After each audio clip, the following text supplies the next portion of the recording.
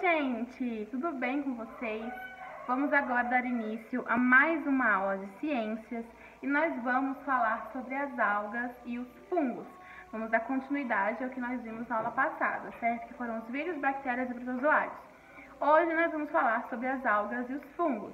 E esse conteúdo se localiza no livro de ciências de vocês, tá bom? Que está na página 32, tá? Vamos iniciar a leitura? As algas e os fungos são seres vivos que, dependendo da espécie, podem ser microscópicos ou visível a olho nu, diferente das bactérias, vírus e protozoários, como nós vimos na aula passada. Eles conseguem ser enxergados apenas por microscópios, tá bom? Com a ajuda desse aparelho, que é dado ampliado em várias vezes para que a gente consiga visualizar o vírus de uma bactéria, tá bom?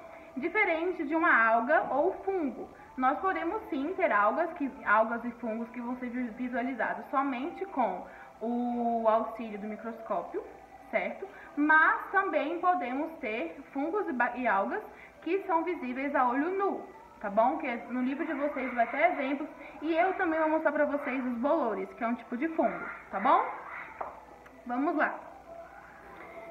As algas são seres que vivem na água e realizam fotossíntese. Gente, o que é a fotossíntese? A fotossíntese é um processo importantíssimo para nossa respiração.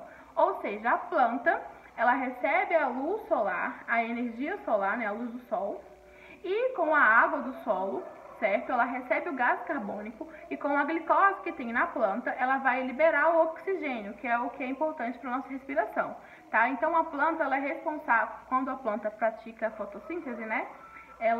As plantas praticam fotossíntese. Então as árvores auxiliam muito nesse processo da liberação do oxigênio, tá bom? Tanto é que se você for em um local que tem muita árvore, você vai sentir como se estivesse respirando um ar puro, certo? A gente sente aquele frescor, a gente sente uma facilidade de respirar. Vocês já perceberam isso? Porque aqui em casa, como tem muitas plantas, eu percebo isso. Mas a gente está numa cidade onde tem muita casa, tudo muito fechado, a gente respira, óbvio, né? Porque a gente está vivo, né? Mas a gente sente um pouco mais de dificuldade. A gente sente que o ar não é tão puro assim, né? O ar tem as impurezas, tá bom? Então, a planta, quando pratica a fotossíntese, é isso. Ela recebe a luz solar e com a água que está na sua raiz, ela vai receber o gás oxigênio o gás carbônico e vai liberar o oxigênio, tá bom? Eu vou colocar para vocês aqui um esqueminha para vocês visualizarem o que eu tô falando, tá bom? Vamos lá. Elas desempenham um papel muito importante para a vida na Terra, pois são responsáveis pela maior parte da produção do oxigênio que nós e outros seres vivos respiramos. A euglena é um exemplo de alga microscópica, enquanto a alface do mar é maior e facilmente visível, tá? Então, essa daqui é a euglena, tá bom? Que foi necessário ampliar 300 vezes com o auxílio de um microscópio, tá?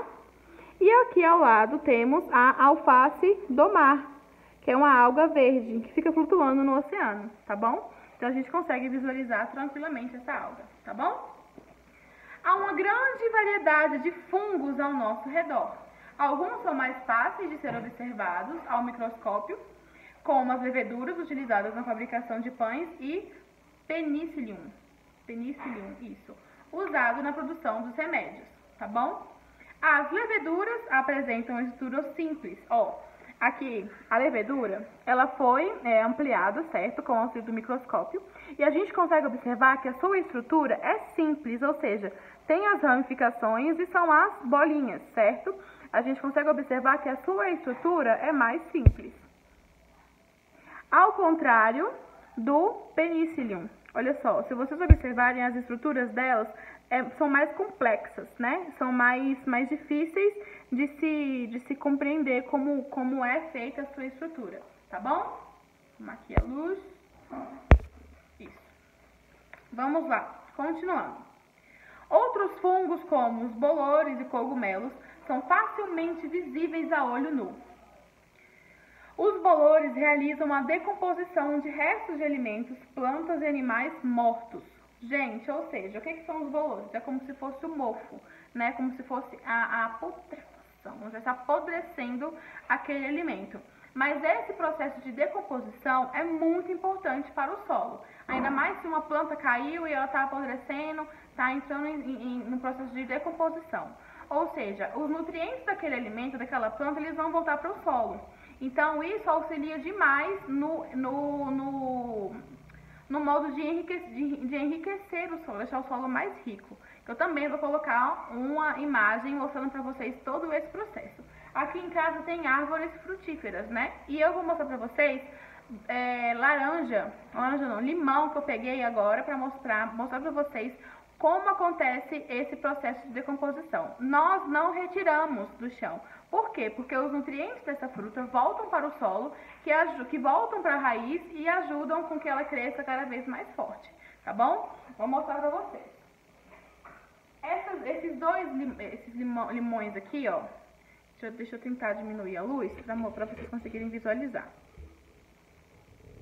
Ó, esses 2 limões aqui, eles já estão no estado de decomposição. Deixa eu colocar aqui o foco na... Ó, eles já estão no processo de decomposição. Nós sabemos que o limão normal não é dessa maneira, certo? Ele já está literalmente no processo de decomposição, tá bom? Deixa eu ver se com a luz mais forte. Aqui, ó. Acho que dá pra ver melhor. Ó, ele já está literalmente no processo de decomposição, tá bom? Tem essas coisinhas de terra porque eu peguei do chão mesmo. Ele está literalmente no processo de decomposição, tá bom? Ó, esse aqui tá até um pouquinho mais. Estão vendo só?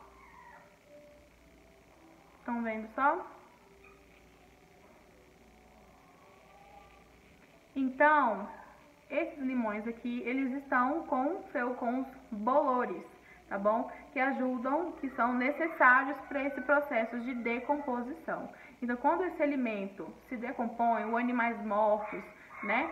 Eles vão auxiliar no processo de decomposição, né? Vão auxiliar no processo quando passa o nutriente para o solo, que acaba enriquecendo e tudo mais. Tem todo um processo que a gente pensa que quando apodrece assim no chão, na grama, na raiz da planta, a gente tem que tirar. Não, a gente pode deixar lá mesmo.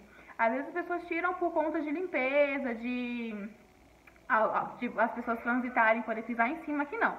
Como a árvore fica isolada, a gente deixa lá mesmo para ocorrer esse processo de decomposição e dele mesmo, de lá mesmo, já fica, tá?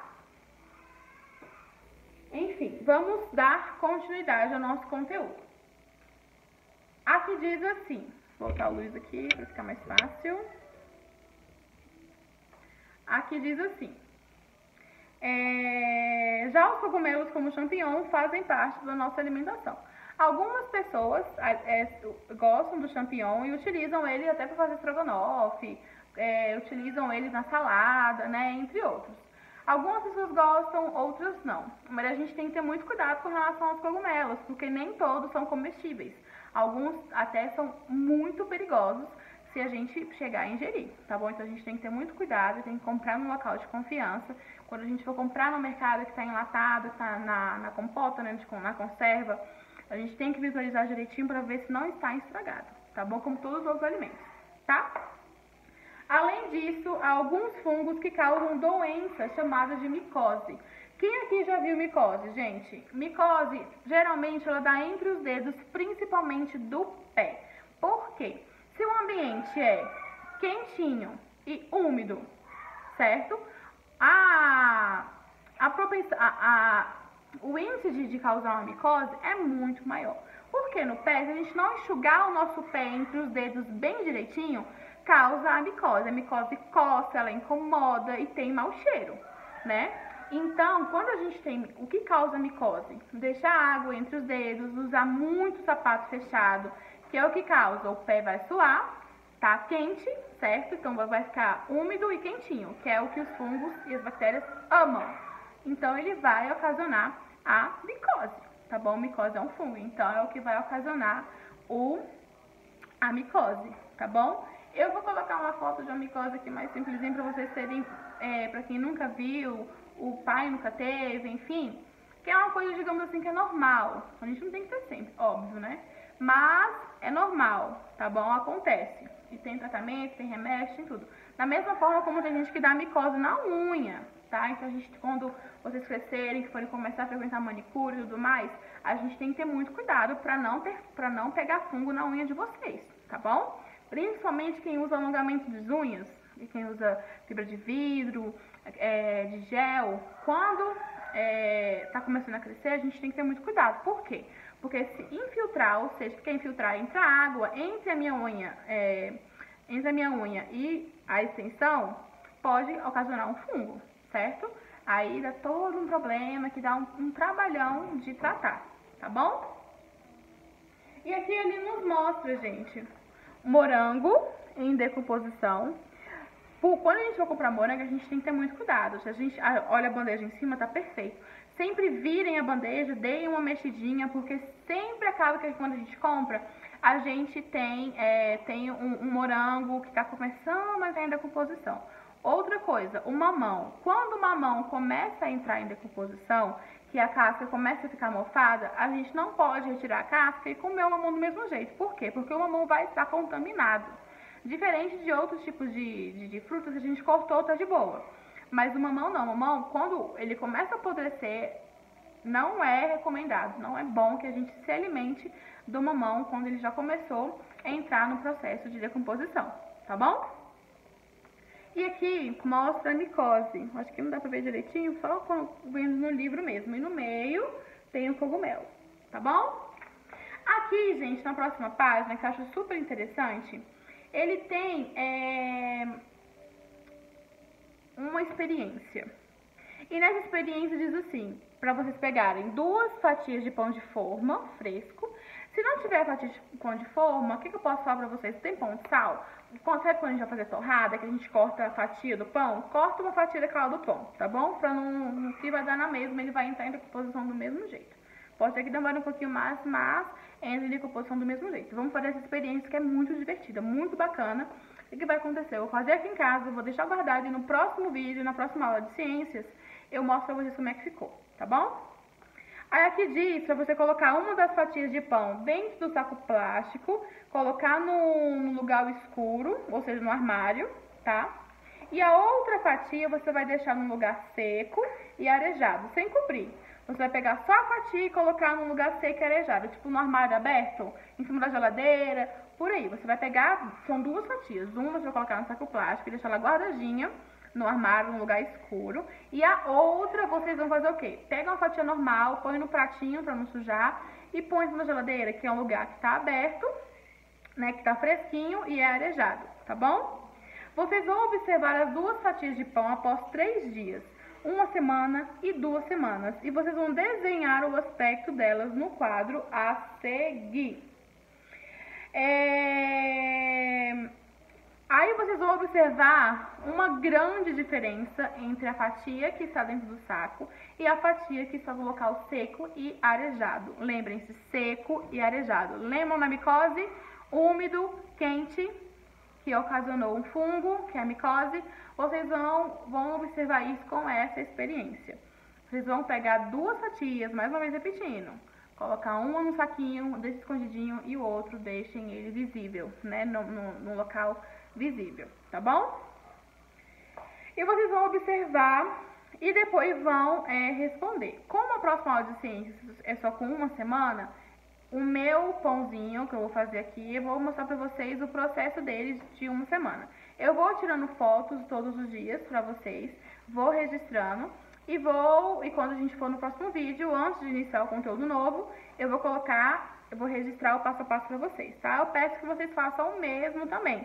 Registrem por foto e quando chegar no processo final, vocês façam um vídeo, alguma coisa do tipo para registrar a opinião de vocês sobre essa experiência, que vocês aprenderam com essa experiência, tá bom?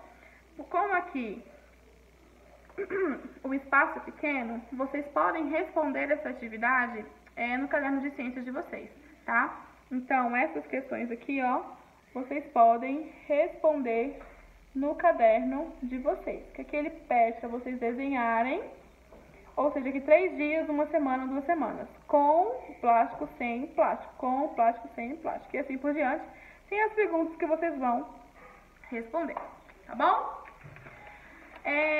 Na próxima página, da página 34 até a página 36, são as atividades de vocês. E nós vamos finalizar o primeiro livro de ciências, tá bom? E a Samara está separando os livros para entregar para vocês e tal.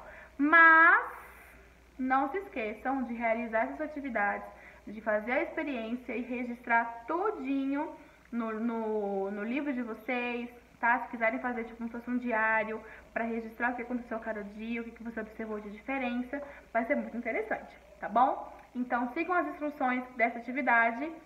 Beijo e até o próximo vídeo.